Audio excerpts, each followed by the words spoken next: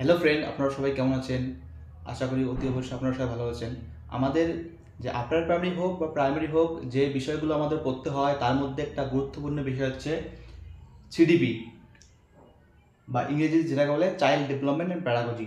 এই child development and pedagogy যদি আমরা পড়তে যাই, তাহলে আমার প্রথমে যে অধ্যায়টা পড়তে হয় সেটা হচ্ছে বৃদ্ধি বিকাশ। ইংরেজিতে সেটাকে বলে গ্রোথ অ্যান্ড ডেভেলপমেন্ট।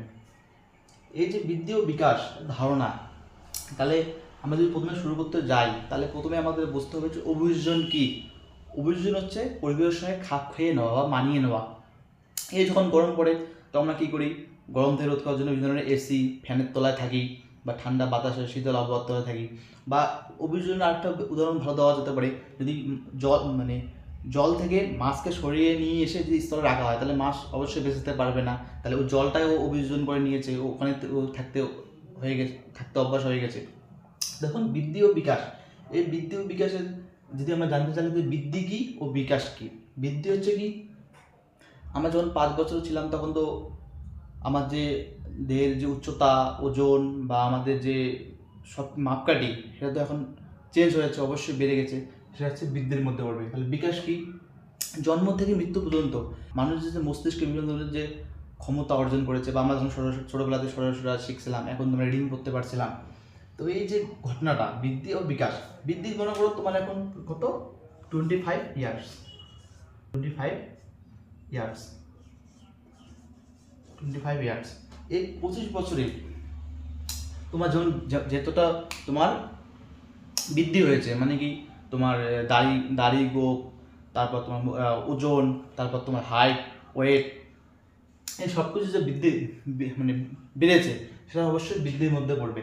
কিন্তু তুমি যদি আশা করো যে 70 বছরে গিয়ে 70 ইয়ার্স এই বয়সে গিয়ে তুমি যদি আশা করো এই বয়সে গিয়ে তোমার সেম বৃদ্ধি হবে, তাহলে কি সেটা সম্ভব? অবশ্যই সম্ভব না। তাহলে কি, বৃদ্ধি হচ্ছে কি, একটা সময় গিয়ে, মানে এই যে 25 বছর থেকে 70 বছর, এই যে সময়টা গিয়ে এখান থেকে এখানে যে আসলো, সেখানে কি কিন্তু বৃদ্ধিটা থেমে যাবে। কিন্তু বিকাশ জন্ম থেকে যেই জন্মগ্রহণ করলো, জন্ম থেকে মৃত্যু পর্যন্ত বিকাশ চলতেই থাকে।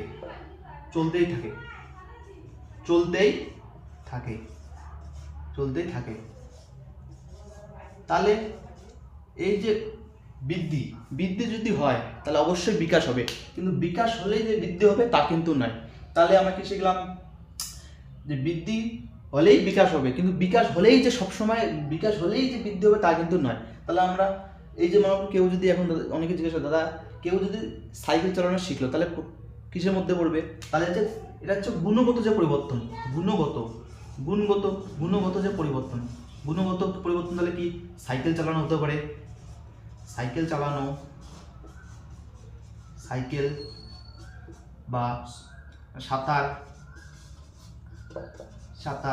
সব কিছু কি মধ্যে গুণগত পরিবর্তন। এগুলা যে গুণগত যে পরিবর্তনগুলো আছে, সবগুলো বিকাশের মধ্যে পড়বে।